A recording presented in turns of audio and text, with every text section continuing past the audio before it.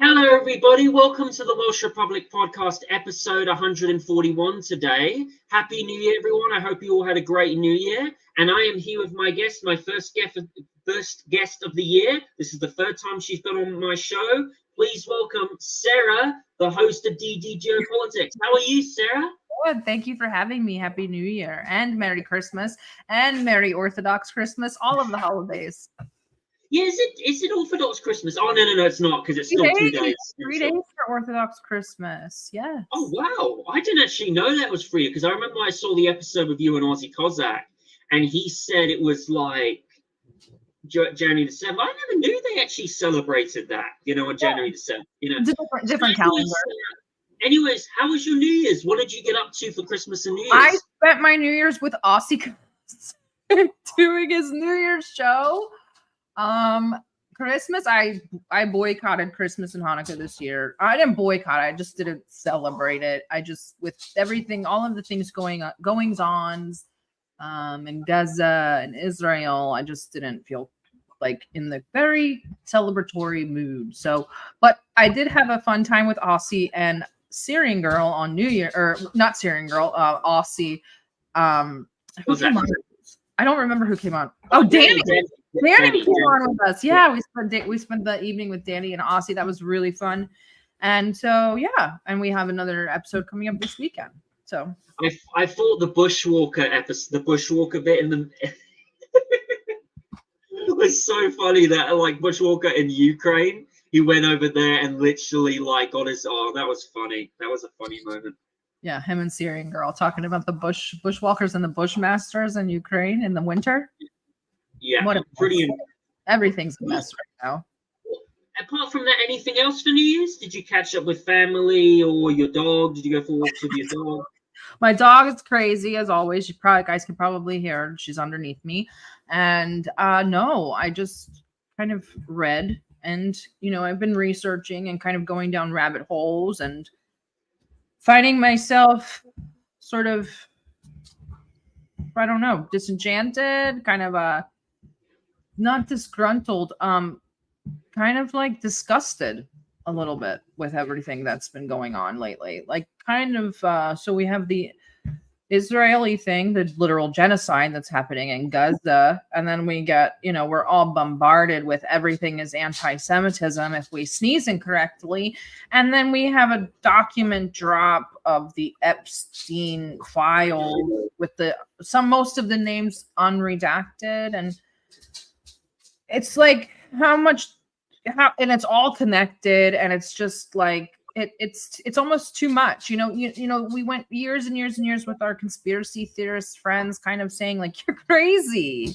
Like that's crazy. Yeah, that was really in the 2000s. Like, if you had said this to me in the 2000s, I would have been like, well, you're crazy. Like, but now it's just, I mean, of course there are some conspiracy theories that are a bit ridiculous, but the Epstein thing, it's very real. It's very real. It's absolutely insane.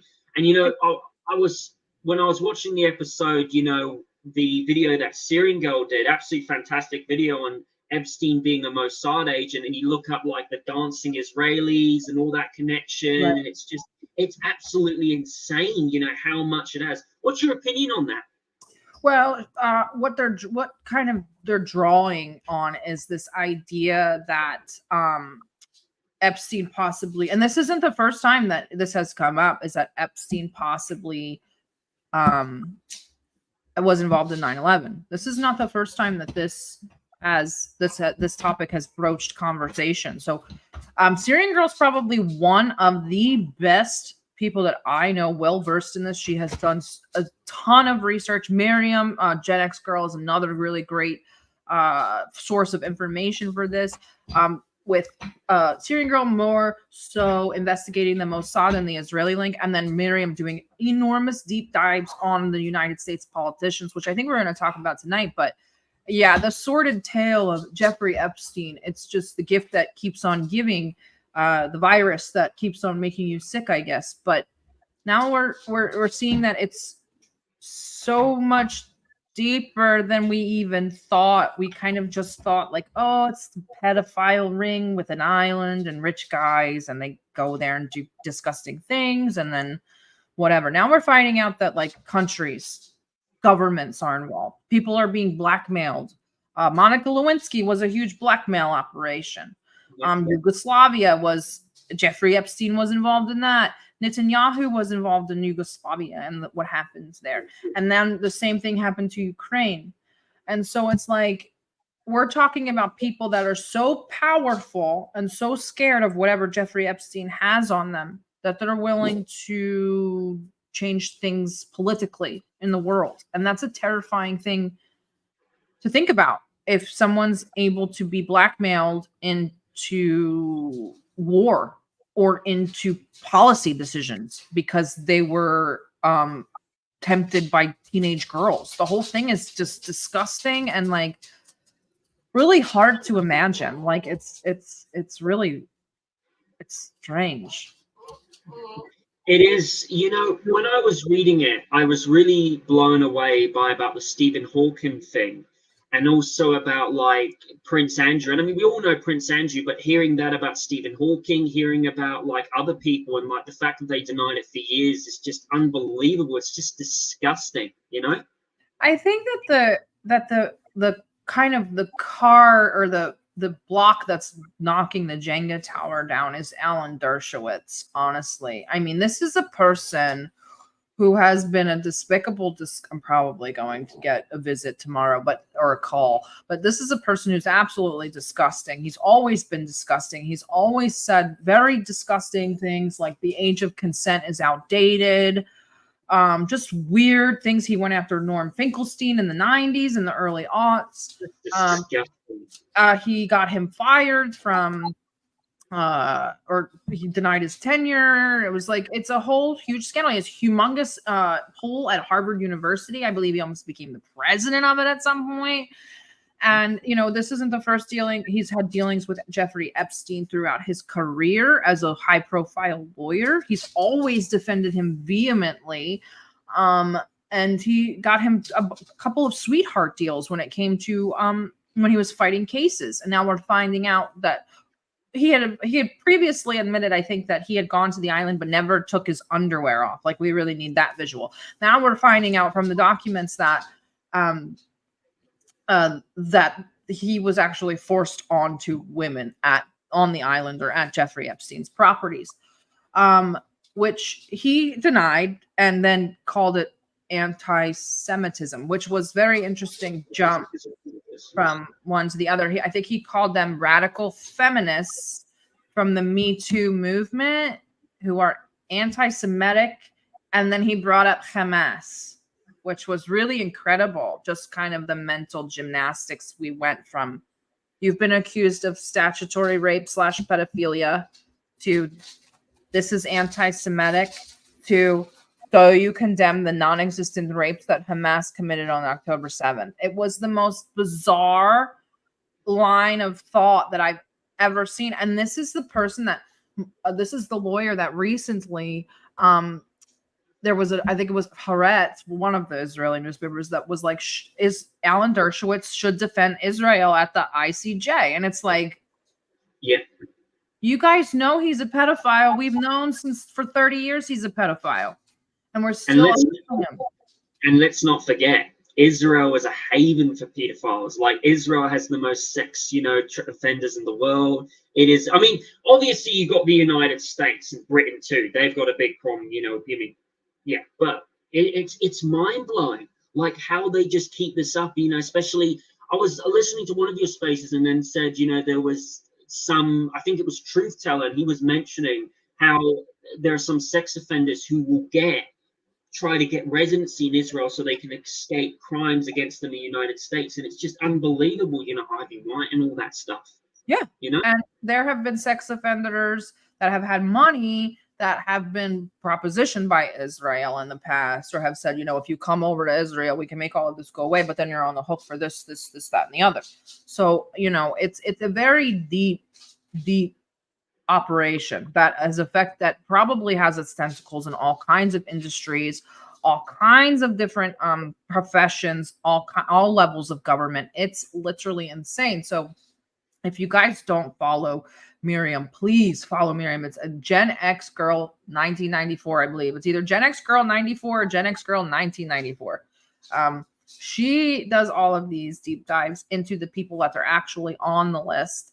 And so one of the ones that really piqued my interest, because what we're dealing with in the United States lately, and we talked about this a little bit before you opened up the show, was House Resolution 798. Now, during the last couple weeks, Sarah, do you want to present a link, or you just want to talk about it? About that, I have it in front of me. If you want to share, we can, because that is a very important bill. Because I had a theory the other day, Sarah, that with the Zionist elite losing control, losing the narrative, especially when a lot of the world is waking up to their lies, I'm worried they're going to pass bills that if you're going to criticize Israel, you're going to get fines, you're going to get this. It's just going to be not mental. Hang on. So as you can see, is it going to be on the stage? Yeah, you can see it. There we go. There we go. All right. So what do you want to say, Sarah? We have this is House Resolution 798. This was for the condemnation of Hamas, Hezbollah, and other terrorist organizations. And this is just a resolution. This hasn't gone further than that. This is where it gets insane, really. Hamas's stated goal is the entire destruction of the state of Israel and the murder of its Jewish citizens. That word right there. Just all of this hyperbolic, nonsensical BS. Here's more. Here's where we need to. This is where it affects Americans. Whereas a disturbing number of student organizations at institutions of higher education placed blame solely upon the state of Israel for the attack and expressed support for the terrorist actions of Hamas through the glorification of violence and the usage of anti-Semitic rhetoric. And then it talks about the Students for Justice for Palestine, which days of resistance are apparently anti-Semitic. They start naming universities by name: Stanford, Cornell, Brandeis, George Washington. I mean, we have a whole entire witch hunt on our college campuses. We had a Harvard, I believe the president resigned after a campaign of harassment at her office and her home because she allowed people to hold a pro-Palestine rally on campus, which is insane because there was also a pro-Israel rally. So shouldn't there be a counter? That is just hypocrisy at the finest. Right. And like, this is supposed to be the land of the free. Anyways, keep going with this, DD.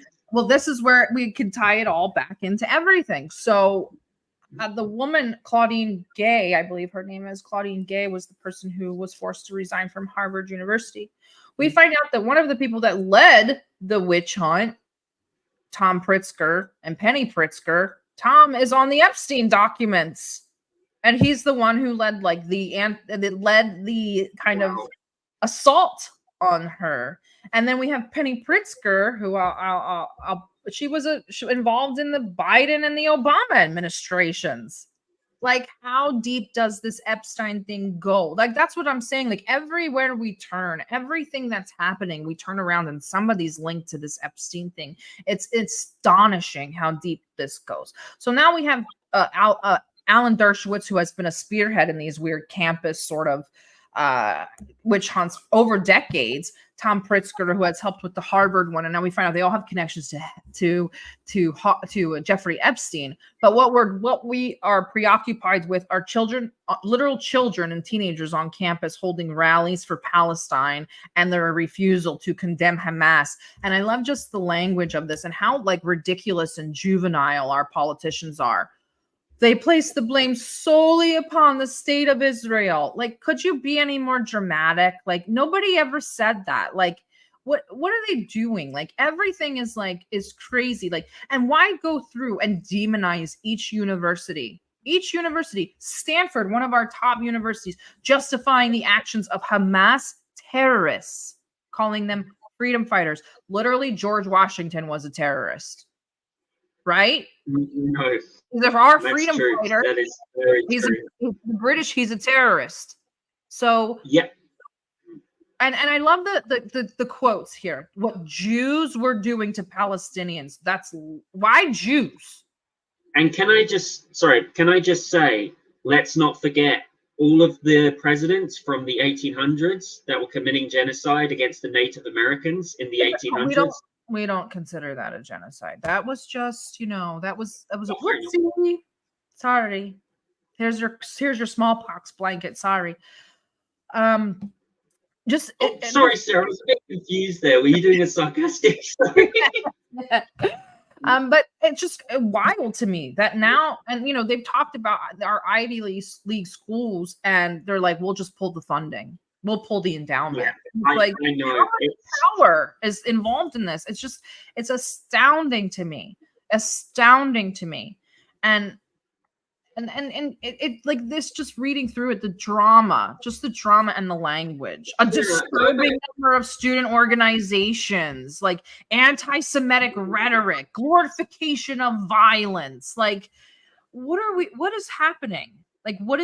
And we have a real issue in our Congress, real issue. Now, while we haven't found very many congressional leaders on the Epstein documents, we already know about AIPAC and the ADL and all of the money in there. So it all goes back to that anyway. It's literally like, everybody in the world outside of the United States, and some people inside of the United States will say Israel's just a puppet of the USA. That is absolutely false. It has been false since JFK died. The United States is the puppet of Israel. They have so much material to blackmail our professionals and our politicians with, that they basically run the country. You basically have to swear allegiance to AIPAC when you run for office if you win.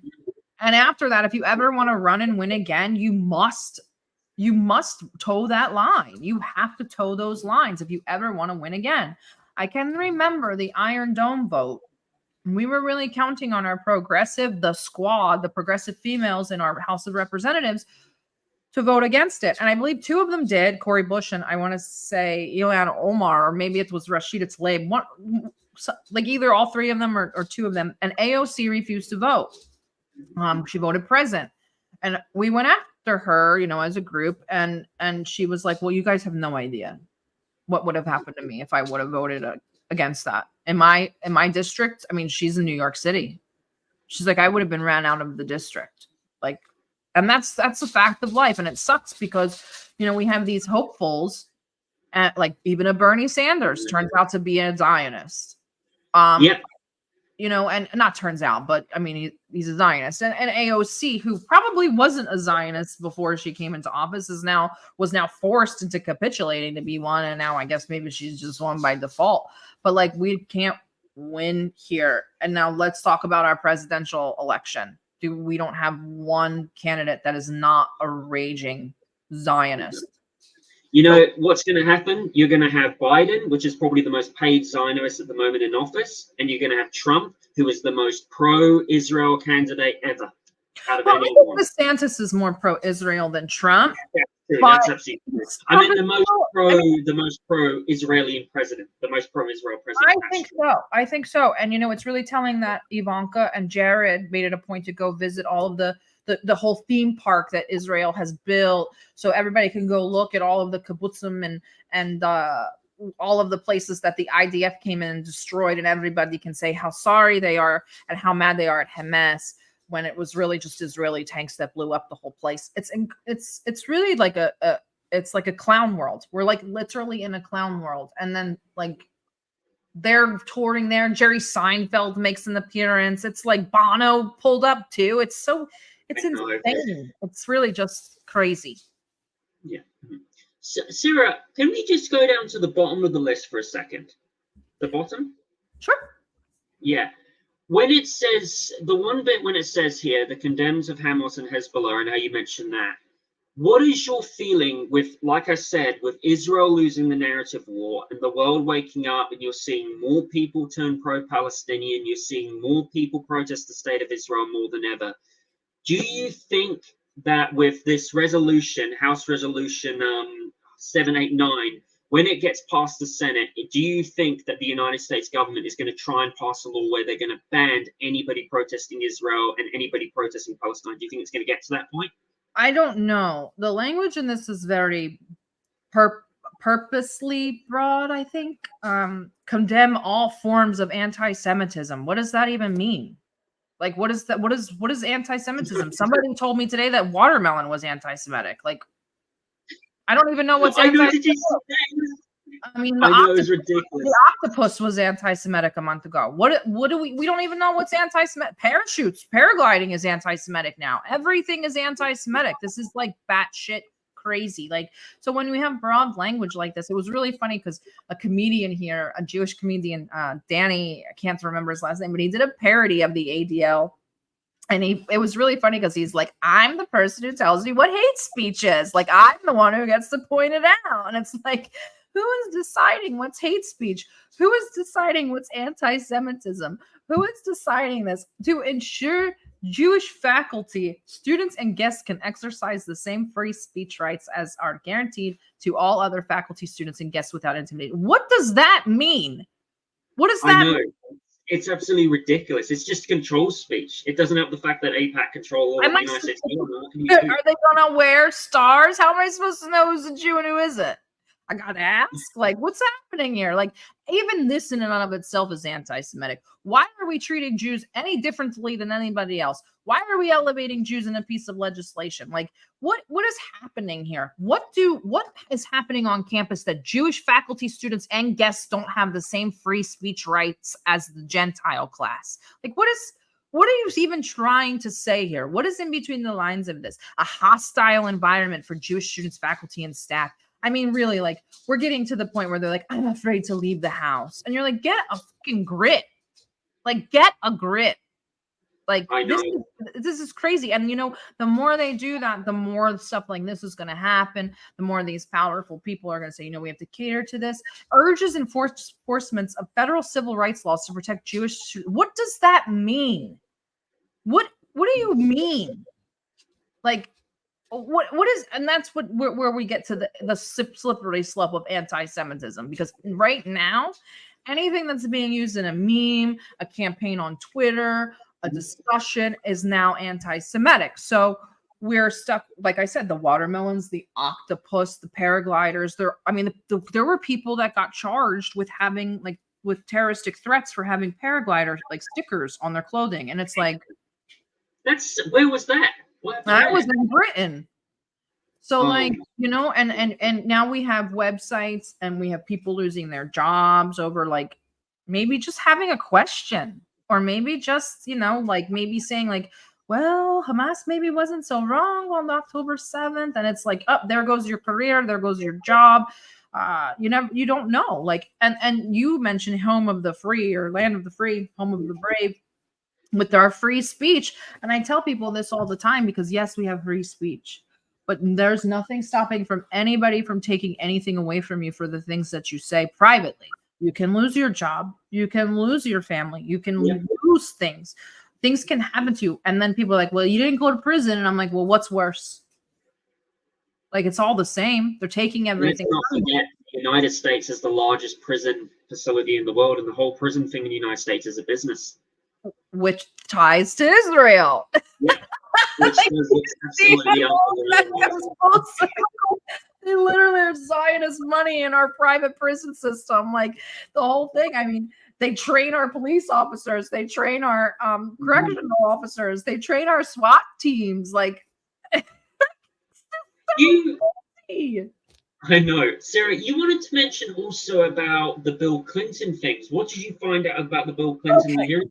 So we mentioned a little bit earlier, I was talking a lot to Patrick Henningsen. I've actually heard of this before, but he's been bringing it up a lot lately, and it's been making me want to go more on these deep dives into this Bill Clinton thing. So what we do know is Bill Clinton obviously had, whether it was cordial or not, he had a close relationship with Jeffrey Epstein. Okay, we know. And if you look in the 90s, Bibi Netanyahu was kind of just starting to be prominent in the United States. He had kind of a lot of speaking cameo gigs on CNN. He was ingratiating himself with the politicians, and he's very close friends with Jared Kushner's family.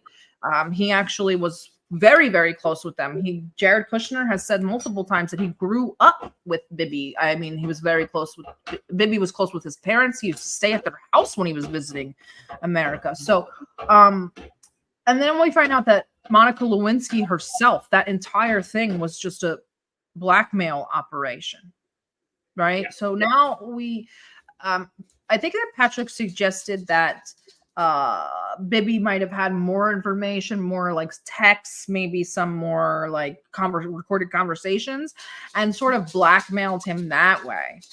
And there's some sort of ties that go into Yugoslavia that I need to start really digging into, because while I'm not thinking that Clinton went to war and bombed Serbia for Jeffrey Epstein and his pedo ring, I think that while that was going on, this was also happening in tandem. And now we know, and even back then, and even now, there's a very big child sex trade in Kosovo and Albania, and it's always been an issue. And if you look, I believe it was in Diana Johnstone's book, it was either hers or Michael Parenti's To Kill a Nation, Diana Johnstone's Fool's Crusade.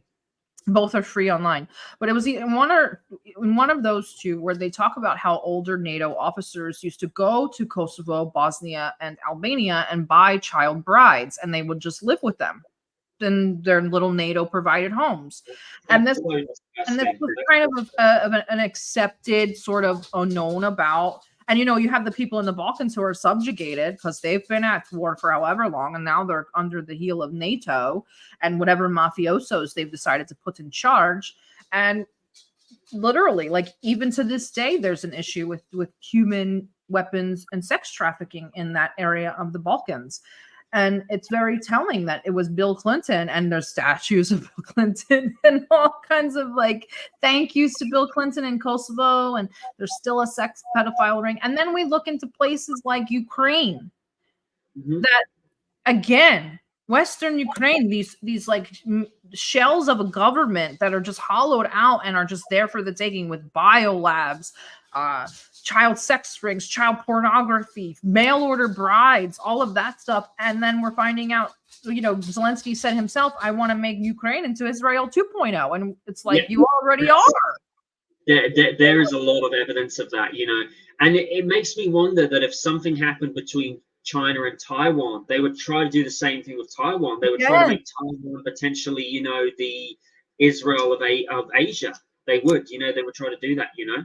Yeah, literally. And it's interesting. And I always like make jokes, and I'm like, oh, these fake and gay states, these manufactured states, but a lot of them really are either like Kosovo and Albania. Those are literally manufactured states. Bosnia, also a manufactured state. I mean, the breakdown of Yugoslavia. So these manufactured states that they allowed Slovenia and Croatia to go join the EU and do their thing. Serbia is on its own because they refused to join EU and NATO. And now they have that nice little crescent of Kosovo, Albania, and Bosnia to do whatever the hell they want. Then that's their playground in Europe. Then you have them in Western Ukraine, which they're bulwark against Russia. Then you have them over in Israel. It's like a whole trifecta of bullshit. And it's all the same people, all of the same money. Like, and it's the same. It's the Clintons in Haiti. It's the Clintons in Yugoslavia. It's the Clintons and the Bidens in Ukraine. It's everybody in Israel. And it's literally all the same people and all the same money and all the same, like, trails back to Israel. And Israeli money, and the Maxwell, and Bibi, and now let's not forget.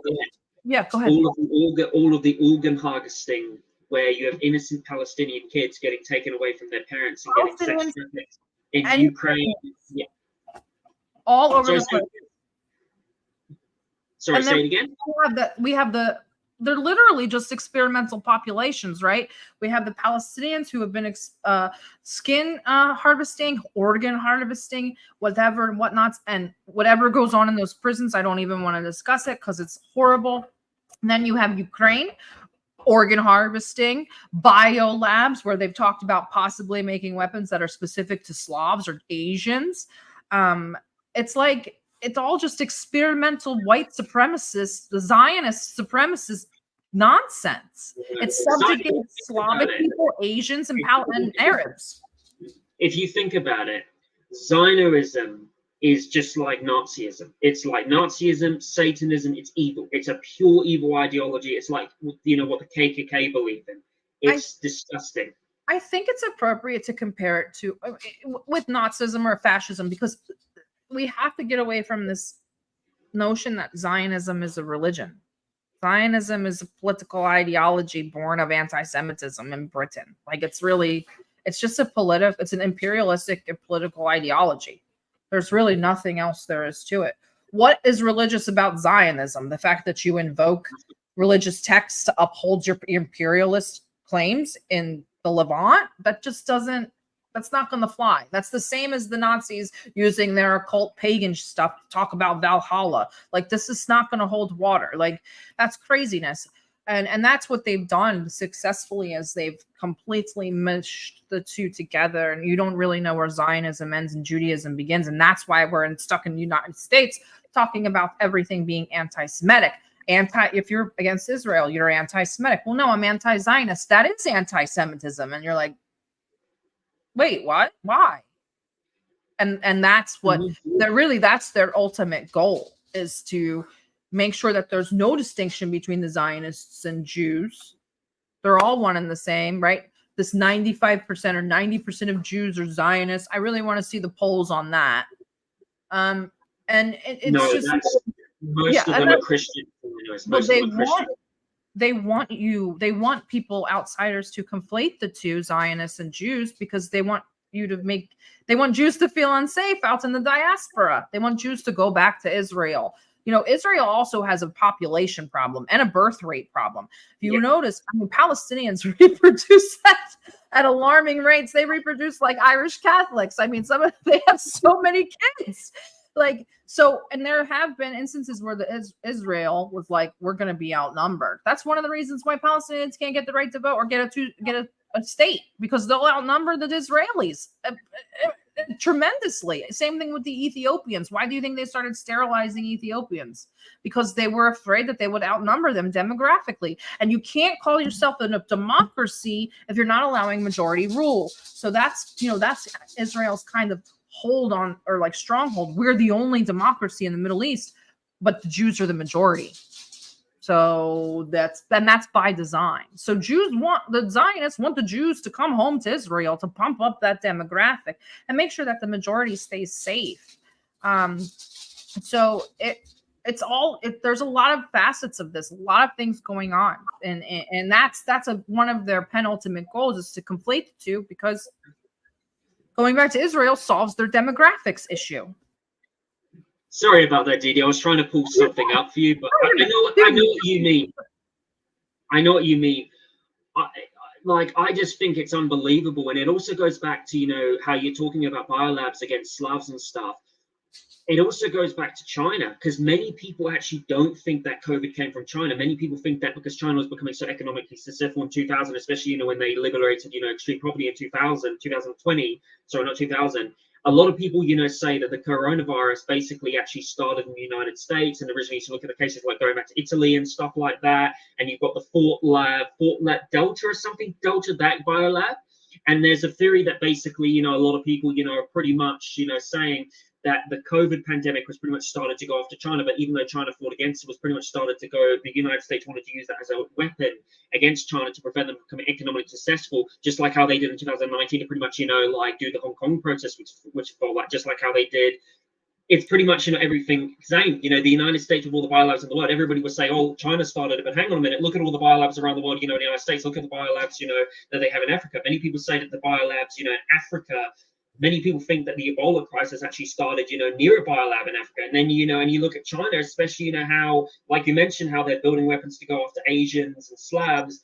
It is obvious that it did come from the United States. It's obvious. Like, I'm sorry, but it is. I think a lot of these people who are saying, oh, it started in a Wuhan lab is pretty much, I actually think it came from China, especially, because it was a mayor back in 2019 that pretty much said, I had COVID. And it's a mystery. It really is a mystery, There's also evidence that Fauci was in China, or Fauci, however you want to pronounce his name. Like, I really don't know about COVID. I think that we're past that point. But, and the thing that I kind of wanted to get back to is the Slav thing, because if you do notice, fascistic and especially Nazism was very much against Slavs. That was the population that they really wanted to suppress. They went after Serbs, Poles, and Russians. And the Ukrainians decided to collaborate. So they were safe for a while until they weren't. But what does Zionism do? It subjugates Slavs. It subjugates Serbians, Russians, Ukrainians. It attacks them. It goes after the Slavs all the time, Slavs and the Arabs. It's the same thing over and over and over again. It's the same people. And when you look at the Havara Agreement and the things that the Nazis, the discussions between the Nazis and the Zionists, this was all advantageous. The Zionists didn't want the Yiddish Jews. They didn't want the Jews that spoke Yiddish. They wanted the Ashkenazi elite Jews that only spoke Hebrew. They didn't want those Polish Jews. So for the Nazis to sweep through Poland to do their imperialistic aspirations, that was fine for the Zionists. They didn't care. They made it a point to migrate the German Jews, the ones that spoke Hebrew, but not the Yiddish Jews that were from Poland. So it's all very telling, you know, and it's very scary because in the West especially, you really grow up with this like Holocaust, World War II, ultimate evil, we overcame it, never again. And not that we're finding out that the Holocaust itself was a lie, but we're finding out that the perpetrators were the people telling the story the whole time. Like, it's kind of bizarre. Like, some of the perpetrators, I should say, right? Wait, are you saying it was a lie, the Holocaust, or no? No. I'm saying the Holocaust happened. I missed that. Sorry. People that were involved, obviously the Nazis, but afterwards it became this narrative that only the Jews suffered.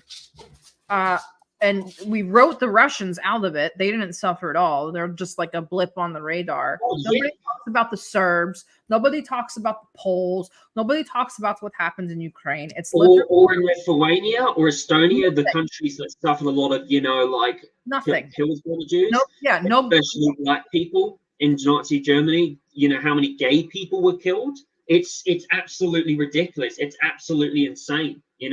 And just to remember, if Adolf Hitler had won, you've got all these far right people saying, like Nick Fuentes saying, oh, Hitler would have been a good guy. But I don't think so. Hitler was funded by the globalist elite, and he was funded by the Bank of England and the Rothschilds, and basically there you go. And Hitler was a disgusting human being. He's pretty much a transvestite, for God's sakes. Let's stop. He practiced human sacrificing. I think he liked some really disgusting sexual stuff, and he was deformed, and he was also a drug addict. So it's a drug addict who committed suicide. Like, we're worshiping a drug addict here. Get out of here. Anyway, and not that there's video proof of him being an absolute drug addict, because he's tweaking out completely at the Olympics and he can't even sit still. And even his Ava Braun talked about it, and she was a drug addict too. So that's neither here nor there. But what I'm saying is that we've been given these narratives in the West to uphold the state of Israel, right? You're told that the Jews had nowhere to go, and that's believable. That narrative is believable because they suffered so badly in World War II. And when you say, like, oh, they need somewhere to go, they're not safe, you're like, yeah, okay, sure. And then now we're seeing, like, what was going on in Europe during that time. And in the West, we love things black and white. We love a Hitler and we love a good guy, right? So it's very easy to just say Hitler woke up one day, wanted to kill the Jews. He started to kill them all across Europe, and then the USA landed in France and we saved the day. That's literally how you learn about World War II in the United States. We have nothing about the Eastern Front, which was the most important front. Nothing about Britain being bombed into oblivion. Nothing about what happened in the Baltics to the Poles. And nothing to happen in Eastern Europe or the Balkans. Nothing. You don't learn any of that. And then at the end of the day, you're like, well, Israel makes sense. And let's not forget the Serbs in Croatia. The Serbs getting absolutely, massacred by the Nazis in Croatia too. And we don't talk about who were the Nazi collaborators were and how we supported them after the fact. So and now we're coming even more full circle, right? We ran cover in the Baltics. They were all Nazi collaborators because they didn't like the communists. If you didn't like the communists, you got a free pass from the United States automatically. So all the Nazis from Germany were anti-communist, anti-Soviets. So obviously they were an asset. What, one person expressed remorse at the Nuremberg trials and the rest of them all got hired by NATO and NASA? I mean, and then let's talk about Ukraine, where we left the Nazis there on purpose, from let them fester promoted those ideals, armed them, trained them, and then now we have Ukraine. And it's like, wait, if we were told this whole time that the Nazis were horrible, Hitler was the Antichrist, the reincarnation of Satan, the Nazis were so bad, never again, why did you keep it going? I know. And why does Israel, who has all of the control, allow it to happen? And I just wanted to point something out. When Hitler did his rallies, he did his rallies outside a painting which had Nephilim gods versus Greek giants. And that is very anti-Christian. That is not Christian at all. Like, this guy was practicing, New Age stuff, and it's up secret. Sarah, there's something else I wanted to bring up right now. As we all know, South Africa is going to be taking Israel to the ICC Court, a country who suffered horribly under the British Empire when it was ruled. Some who had been through the apartheid themselves. They know exactly what they dealt with. What is your opinion on that? What do you think is going to get achieved by that? Do you think that's going to achieve something, or do you think that's going to lead to something better where a lot of countries will wake up and say, yeah, enough, Israel, I've had enough of you? I think it's really symbolic and important that it was South Africa. I think that in and of itself is a very beautiful thing. That's why I think so many people came out. I mean, most people know the word apartheid is an Afrikaans word that was created for South Africa. So for them to, and like you mentioned, them suffering under the British, people in the United States don't realize the British ties to South Africa and the British ties to Israel. And that's what kind of creates this parallel. I did an episode on the parallels between South Africa and Palestine, but that's what creates this sort of bonds between the people in South Africa and the people of Palestine, that suffering under the British and the mandates and the apartheid. So I think it was really amazing that South Africa was the one to do it. And, Julius Malema came out and very, very strong support of it and said, like, we will see the whole thing through and we will cut all diplomatic ties with Israel if we're elected. And that might be something that's happening. But someone else came out in support of it. And I think that more countries will. And I do think that there are petitions going around. This is the best. This is what we can do. Russia exposes the UN by showing that they don't uphold their resolutions. That's what they've been working on. Now, South Africa is going to expose the ICC and the ICJ by saying, look, we have a legitimate case for genocide and at least war criminality, and you won't even pursue that. So now we're just exposing, we're going further and exposing these liberal institutions of the West as what they are, liberal institutions of the West and propaganda arms for the American hegemon, American Israeli hegemon. So I think that even if, like, people are always like, this is useless, it's not going to go anywhere. Let's say worst case scenario, it doesn't go anywhere. You just let the world know, or confirmed again, that the ICC and the ICJ mean nothing. And that's good. It's good to prove that, because the more people that see that, the more people understand that this is all fake. Like, none of the international law is not real. It only applies to everybody but United States and Israel and whoever they don't want it to apply to. ICC is not real. The Hague is not real. They can't even try Americans. None of these things are real. And if you don't have a foundation of a belief in the institutions and the laws, then you have nothing. You have no trust. And this is how we get the revolution started. See, now we've got full circle, and I have my tinfoil hat on and I'm ready to start a revolution. But this is literally what we do. We need to tell people that there's no reason for you to have confidence in your leaders, because they're leading you down the what is it, the rose path or whatever it is.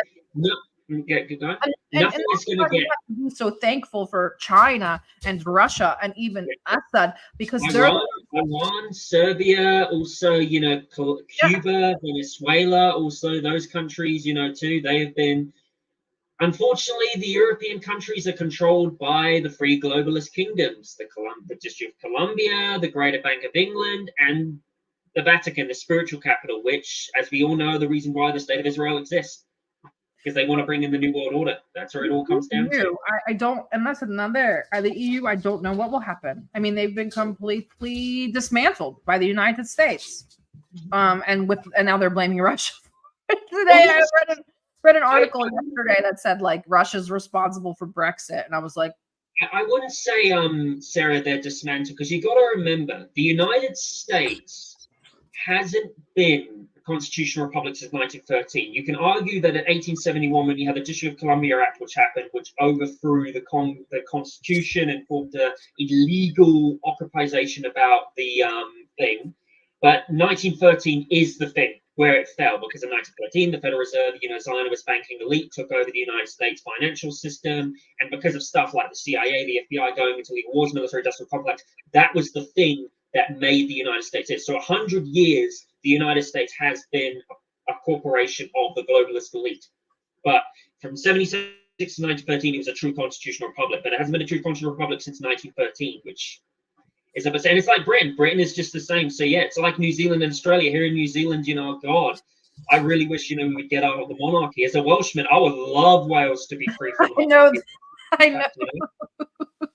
I know, but what I'm trying to say is that the EU, dismantled was a bad word. Push down is a better word. I mean, the article, and then I made a post about it. I was like, oh, wait, I forgot that Russia blew up Nord Stream, told Britain to leave the EU, and crashed, and told France to get out of Africa and crash its economy. Like, no, that was literally the United States. Like, Russia's literally just watching. So, and if people really believe that Russia's to blame for their high energy bills, then those people can't be saved anyway. But the people that can be saved are the people that we need to keep talking to. Sarah, one thing I noticed, I post something on your Twitter page, and it was bringing up something about the crimes of Israeli presidents, and I was so blown away by this. Is it okay for you? I can share it, or do you want to bring the facts? Go ahead. Yes, well, I just can't believe this. I know for a fact that the two first, that one of the Israeli presidents, was locked into jail because he committed, a crime against, the Great London Hotel and stuff like that, which, led to the formation of, what's it called, the free terrorist groups, Egon and Murphy? What's the names? Lehigh? You're talking about the terrorist groups? Something like that, Hang on, Sarah, I'm just still looking for it. Sorry for the, wait. Taking a bit of a while. Sorry about that. But yeah, it's so mind-blowing that Israel... Lehigh, the Fighters for the Freedom of Israel, the Stern Gang, like that, like all of the, Haganah, like all of those groups you're talking about? Yeah, and those are the groups which Syrian girl pointed out in a video that created the IDF, the terrorist organization, and especially when you look at all those groups, it's so messed up. But hang on a second, I'm just sharing this. This is what's going to be. Sorry if I butcher my pronunciation, Sarah and ladies and gentlemen. I mean, I've got to get better at that, but hang on, sharing screen. Sharing screen. And just going to go to it. Give me a minute. And here we go. Can everyone see it? Everyone can see it. Yeah, everyone, can you guys see it? Yeah, I got it. Okay. Properly. Yeah, I'll add this to this. Oh, I don't know. Full screen layout. Yeah. So here we go. You look at all that. Why does Israel look at all this? You got the first Israeli president, Lufgar, whatever his name is, literally doing this. You got the third Israeli president doing this, wanting to get rid of Arabs and stuff. You got the fourth, and you got like Benjamin Netanyahu, who caused the deaths and millions of children during Operation Castleigh, Pillar of Defense Project, and then you've got like number 7. Oh, it's unbelievable, Sarah. It just keeps going on and on this list, and you just look at you're actually your number 7 on there is he's from the Epstein docs. Oh wow, that's just, and then you keep going down and down and down and down. It's I mean, there was even one, look at it. By the way, guys, if you want to go check that out, you can go check it out on my thing. And it's so messed up, Sarah. It's just like, it's just, who do you think out of all the prime ministers of Israel committed the worst crime, Sarah? I think that Bibi committed the worst crimes because he really took Israel straight into fascism. Like, it's just a fascist state. And I mean, this is going to sound bad, but at least the prime ministers before him tried to make it a better place for the Israelis. I don't think he even cares about them at all. Charge. Just give me a second. Keep talking. Sure. I don't think that Bibi even cares about the Israeli citizens. And we're watching him.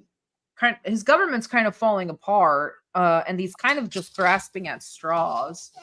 So it's like, I really think that Bibi is the worst. He's had other prime ministers killed. He's had his, competition killed. He's had, his involvement in the United States is weird. He's from Pennsylvania. He's got ties with Trump and the Kushners. He's just really gross. He used to be on CNN. Like, he's just a really grotesque individual. Ariel Sharon was really bad too. Golda Meir was not a great person either. I mean, not a very star-studded cast in the prime ministers of Israel throughout history. But when a state is founded on a genocide and an ethnic cleansing, and the basis that you're never safe, you're never safe at home, you're always in danger. Of course it's going to be a violent state, and that's not sustainable. So and you, a really good book, Goliath, by Max Blumenthal. He's lived in and out of Israel and Gaza for a long time, and he talks about the people on the Israeli side too, that how do they feel, and they're like, we're terrified. And we're not terrified of Arabs, no one terrified of Palestinians. They're terrified because the government also, that like, they're told to be terrified. The government wants them to be terrified. The government wants a paranoid population. The government gives them all guns. The government puts up walls. They put up fences. They put up checkpoints. They give them different roads. If you're constantly told, like, these are for your safety, you're constantly in a state of, I'm not safe. I have a gun and I'm surrounded by walls. And that's by design. And the Israelis talk about that too. I mean, and this is not me sticking up for anybody in Israel, but there are protest movements in Israel that talk about this stuff, while they're not great because they still support Israel. But at the same time, like, there are protests against that. There are many Israelis that have said that it's full-fledged fascism with the benefits just to the elite. So it's not a sustainable. Fascist states are not sustainable. They're just not. Like, they just can't be, because in fascism, there always has to be an action. There always has to be a war. There always has to be a fight. That's not a sustainable business plan for a state. So, where Israel eventually has to burn out too. I think that we're kind of seeing that. It will fade away. Sarah, as we all know, there was a terror attack that was committed in Iran, which was absolutely terrible. Rest in peace to all the families. That just terrible, to such a peaceful country that hasn't committed war against anyone for, I think, for 350 years, invaded anybody. Can you, from your knowledge of it, can you give us an insight how, like, Mossad is connected to that and how Israel is connected to that? Would you like to? First things first, before we even start talking about Iran, absolutely devastating attack. There is no excuse. And yes, like, eternal memory to all of those affected. It's not so fair to Iran. Iran is constantly forced to capitulate or isolated by the West, demonized by the West, right? And what happened today, yesterday, as soon as the horrible attack happened, immediately a space started where all of these Iranian diaspora people were talking about how it must have been the government because they hate their citizens. And that's what we're told in the West, right? What we do know is that, and we talked about it yesterday, and now we're going to really come full circle. I talked about it with wonderful Bluebird. Talked about the MEK, which is a group supported by the. You want me to bring it up on the screen? Sure, I could do that. Hold on. Someone pointed out here, a plate of humans pointed out, Thomas said, at Simonani's gravesite. God bless him. That was awful what Trump did, to him. Yes. So here is your. Okay, it's on the screen. If you want to pull up the Wikipedia page. So the MEK is the People Mojahedin Organization of Iran. Anytime you see peoples, it's something you should probably either peoples or democratic. You should probably look into them. But let's take a little bit of a look. So they're known as the MEK, the PMOI, or the MKO. And let's look at where that headquarters is. Why is the People's Mojahedin Organization of Iran headquartered in Albania? I know. And let's look at where the other headquarters are. The number 1 is in Albania. Number 2, France. Number 3, Camp Liberty, Iraq. And number 4, Camp Ashraf, Iraq. And then we can go look and see. I think it's in here as well. I'm trying to remember if it was or not. But there's a chart that'll show you when they were, there it is. When were they designated a terrorist org and when they were taken off the list? So, Iraq designates them as a terrorist organization. Iran did until 1979. The United States suspiciously designated them as a terrorist org in 1997 and then took them off quietly in 2012 with the United Kingdom, with the EU, with Japan and Canada and the United Nations. So why are they headquartered in the Balkans in a NATO stronghold? And then they're also headquartered on United States bases located close to Iran. And look at this, Seymour Hersh. Who's supporting these people? CIA directors, James Woolsey and Porter Gross. Rudolph Giuliani, another friend of Alan Dershowitz. Look at John Bolton.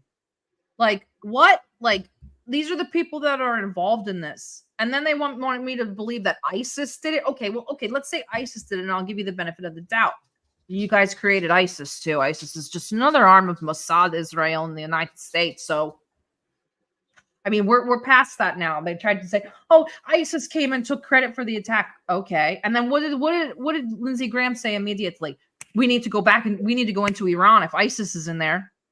Now we got to go save Iran from ISIS.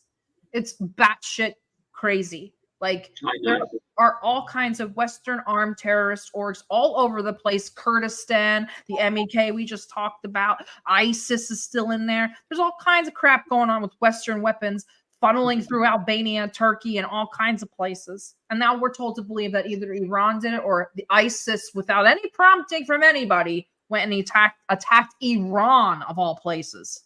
Mm-hmm. And this is coming on the heels of the death of an IRGC general or an IRGC higher-ranking official in Syria, and the death of the Hamas high-ranking official in Beirut. And we're supposed to believe that ISIS decided to pick up out of nowhere and bomb General Soleimani's gravesite as a procession. Yeah, I know. What do you think this terror attack is going to do? Do you think it's going to lead to a bigger war, or do you think it's? And that's the sad thing about it. We have to think pragmatically when we think about what is at stake. Okay, Iran doesn't. Well, as of right now, what we know is that Iran doesn't know who did it. I know they don't believe this ISIS storyline. What can Iran feasibly do right now? Sarah, I'm just going to try and kick this thing. I don't know if it will kick you. Sorry about it. If it accidentally does, just give me a minute. Just give me a second. I don't know how to get rid of this stupid thing. Oh, God, that's annoying. Hang on. I think I can stop. There we go. There we go. Yeah, sure. I know. I don't think that anything can happen. We've had these conversations, and I hate saying this to people because I know when things like this happen, people really want a retaliation. People really want to see something tangible. People really want action. And I just don't think that that's pragmatic right now. It's not pragmatic for Hezbollah to go off the chain and go attack Tel Aviv. They'll do something proportionate, right? I mean, we're talking about one guy. And yes, from an honor standpoint, sure, it's a big blow, but pragmatically saying, like, and then you have the attack in Iran. They do these things. We talked a little bit about Ukraine before. These states do these things to get these morale and PR victories, just to show their sponsors, like, hey, look at what we can do. And to show their troops, like, look, we just got a big win. And that's why Zelensky goes after Crimean Bridge and Belgorod. But So that's what this is. It's a PR morale victory because Israel's not doing that great on the ground in Gaza. And and Iran has to look at it that way. Was this really, what is this? If this is a PR stunt, am I playing into the hands? Of course, we want vengeance for the dead Iranian civilians. It's not okay. But what can Iran do? Russia's tied up in Ukraine. I don't think that Russia can even enter in Iran's backing up Iran. And then if Iran goes into the Levant, they're facing the EU, Israel, and the United States, who all have nukes. So I'm just not really certain that they can do anything right now. I feel like their hands are quite tied. What we also know is now that the United States is moving equipment into Djibouti, which is located right next to Yemen. And so we might, and my friends in Yemen did say that there were airstrikes yesterday. They just didn't know who did them. And I didn't get any more confirmation on that. So I just kind of didn't post about it and didn't say much. But now we see the equipment moving in. The C-17s have moved into Djibouti, Camp Limonier, I think that's the name of the base in Djibouti. And that means that the United States is posturing for an escalation of police there on the ground or in the air. So what can Iran feasibly do?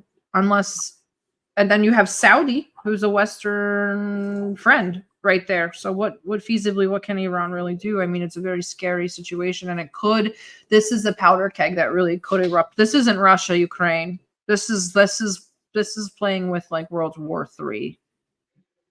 Sarah, we obviously, like you said, you had an hour.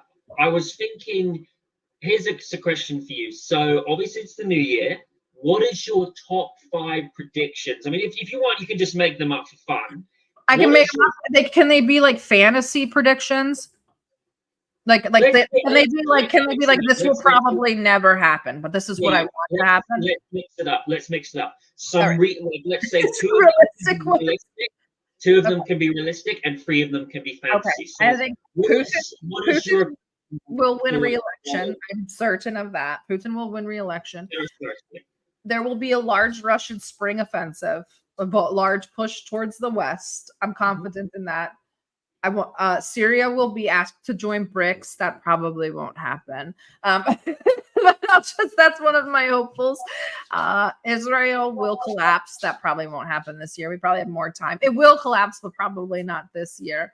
And DPRK will start entering more into the international arena. That would be my hopeful for DPRK. What about your predictions for the United States this year? 3 predictions for the US. Presidential election will probably be Trump and Biden. And I don't know if they will let Trump win. And if they don't let Trump win, that we will erupt into a civil war or some sort of revolution. There's no doubt about that.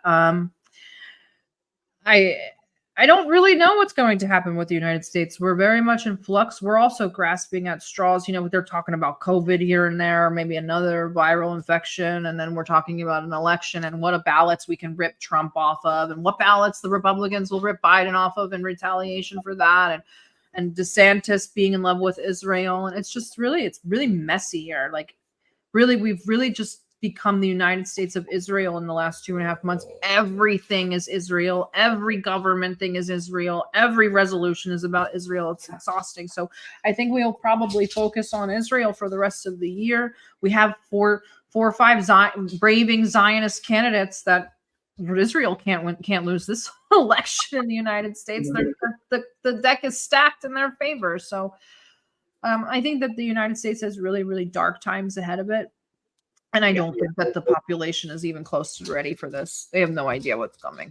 Once the petrodollar collapses, if Saudi gets sick of this shit and they decide to say, no, forget it. And plus they agreed to enter BRICS. The only one that didn't was Argentina, thankfully. If the petrodollar goes away, that's it. That's the end. You have a no standing military. The United States' military is a shell. Both of the carriers were out there undermanned. They have retention and enlistment issues. What are you going to do? Mm-hmm. That's it. Petrodollar is all you have left. Yeah. I predict that will either collapse this year or next year. I think this year or next year. I know my main prediction, I'll say one thing that's guaranteed: the rise of China. We are going to see them get more and more powerful, you know? Xi has already said this is the year of reunification. Well, not reunification, more unification. That Taiwan is China. That's period. Yeah. End of story. But, you know, I think that Xi this year is going to make sure that that is not even a question anymore.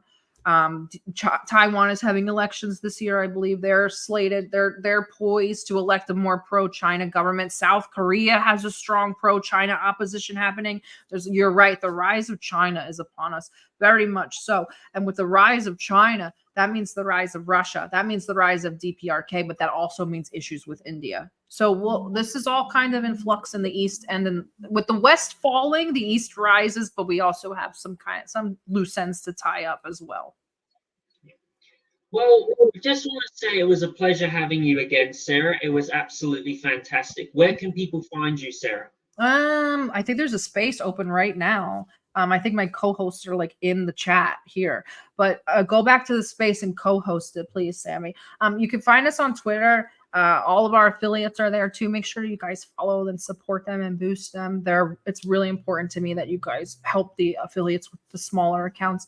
You can find us on Substack, Twitter, Telegram, YouTube, Rumble, BitChute. I think like we're on everything but MySpace. Just go to ddgeopolitics.com. All the links are there. And you can find us. Everything is free. Nothing is paid. No worries. I just want to say to everybody, Sarah, thank you for coming on my show. It was a pleasure having you again, Sarah. We should definitely do this again at the end of this month. Sounds like a good idea. Maybe you'll be my Valentine. You never know. I said maybe you'll be my Valentine. You never know. Maybe we'll do a Valentine's Day special. Oh, sure. Why not? That sounds pretty good. Okay. Just want to say, Sarah, thank you for coming on. It was an absolute pleasure to have you on, Sarah. I just want to say to everybody, please, everybody, go and check Sarah's work out, DD GeoPolitics.